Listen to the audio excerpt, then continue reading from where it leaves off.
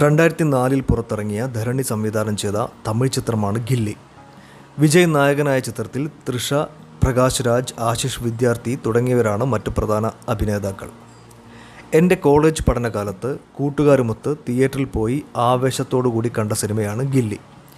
ചിത്രത്തിൽ എനിക്ക് ഏറ്റവും ഇഷ്ടപ്പെട്ടത് പ്രകാശ് രാജ് എന്ന നടൻ്റെ കൊടൂര പെർഫോമൻസാണ്.